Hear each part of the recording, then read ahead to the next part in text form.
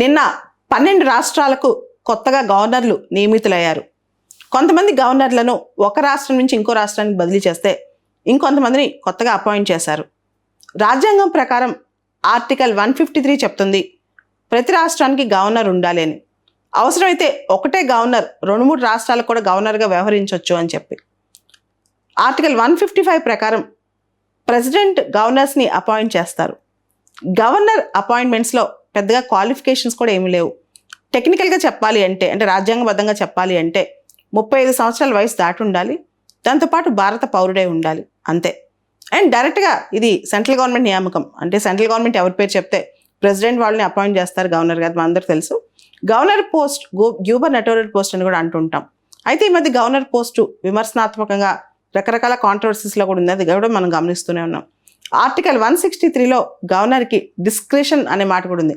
అంటే గవర్నర్ కొన్ని విచక్షణ అధికారాలు కూడా ఉన్నాయని చెప్పి ఆర్టికల్ 163 చెప్తుందనమాట. అయితే ఇక్కడ మొత్తం 12 రాష్ట్రాలకి మనకి గవర్నర్స్ కొత్తగా వచ్చారు. ఆంధ్రప్రదేశ్ సంబంధించి justice S Abdul Nazeer retired judge గవర్నర్గా వచ్చారనమాట. ఇక్కడ ఒక చర్చ ఎప్పటి నుంచో ఉంది గవర్నర్ పోస్ట్ మీద.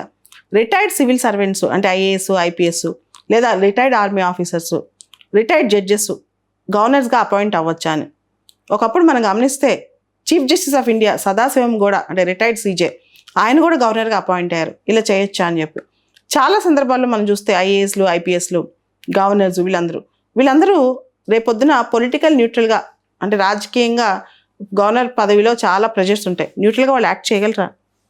ఎటువంటి డెసిషన్ బయాస్ లేకుండా తీసుకోగలరా? ఇదే క్వశ్చన్ అనమాట. రేపొద్దున పదవి ఆశించి అంటే నువ్వు ఐఏఎస్గా రిటైర్ అవుతున్నావు, ఐపీఎస్గా రిటైర్ అవుతున్నావు. లేటెస్ట్గా కూడా రాజ్కోవా ఈయన కూడా సివిల్ సర్వెంట్గా రిటైర్ అయ్యి అరుణాచల్ ప్రదేశ్ గవర్నర్గా అపాయింట్ అయ్యారు. ఇవన్నీ చూస్తుంటే మన ఇంతకుముందు యునైటెడ్ ఆంధ్రప్రదేశ్లో నరసింహన్ గారు ఉండేవాళ్ళు గవర్నర్గా, ఆయన ఐపీఎస్ ఆఫీసర్ అనమాట. సో వీళ్ళు పొలిటికల్గా న్యూట్రల్గా ఉంటారు, ఒక క్వశ్చన్. రెండోది, వీళ్ళు ఉద్యోగం చేసేటప్పుడే భవిష్యత్తులో రిటైర్ అయిన తర్వాత కానీ వాలంటీర్ రిటైర్మెంట్ తీసుకున్న తర్వాత కానీ ఏ రాజకీయ ప్రలోభం లేకుండా పనిచేస్తూ వాళ్ళు రేపొద్దున గవర్నర్లు అయ్యే అవకాశం ఉందని తెలిస్తే వాళ్ళు ఎటువంటి రాజకీయాలకి లోబడకుండా ఎటువంటి పొలిటికల్ పార్టీకి సపోర్ట్ చేయకుండా ముందుకెళ్ళగలరా? ఇదే పెద్ద క్వశ్చన్ అనమాట.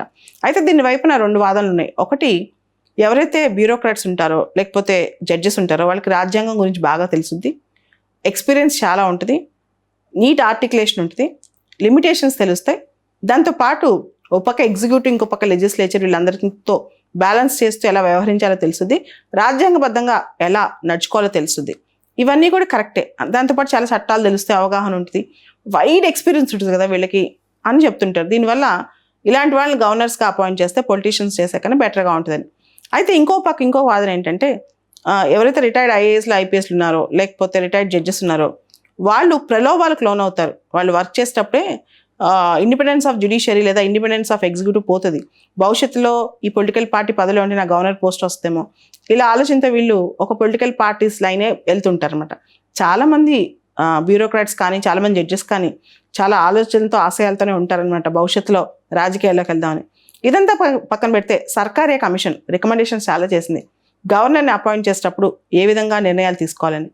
ముందుగా ఆ రాష్ట్రానికి చెందని వ్యక్తి గవర్నర్ని చేయాలి. అంటే ఏ రాష్ట్రానికి అయితే గవర్నర్గా అపాయింట్ చేస్తున్నారో ఆ గవర్నర్ ఆ రాష్ట్రానికి చెందని వ్యక్తి అయి ఉండాలి. రెండోది, అతను ప్రత్యక్ష రాజకీయాలు కానీ డైరెక్ట్ పాలిటిక్స్, ఆ రాష్ట్రంలో లోకల్ పాలిటిక్స్ దూరంగా ఉండాలన్నమాట. అతనికి రీసెంట్ పాస్ట్లో పాలిటిక్స్ అనేవి కొంత దూరంగా ఉంటే బాగుంటుంది. తర్వాత గవర్నర్ పోస్ట్ సంబంధించి ఆ గవర్నర్ పర్సనల్ వ్యక్తిత్వం కూడా గొప్పగా ఉండాలి. అండ్ గవర్నర్ పోస్ట్లో ఆ వ్యక్తికి కాస్త విచక్షణ జ్ఞానం అంటే డైరెక్ట్గా రాయకపోయినా అది కనిపిస్తుంటుంది అనమాట. తర్వాత అతి ముఖ్యంగా గవర్నర్ పోస్ట్ సంబంధించి అతను గవర్నర్ని నియమించేటప్పుడు సీఎంని, ఆ రాష్ట్ర సీఎంని కన్సల్ట్ చేస్తే బాగుంటుంది, ఇది కూడా చెప్పారనమాట. కానీ ఇవన్నీ కూడా అసలు ఎవరు పట్టించుకోరు.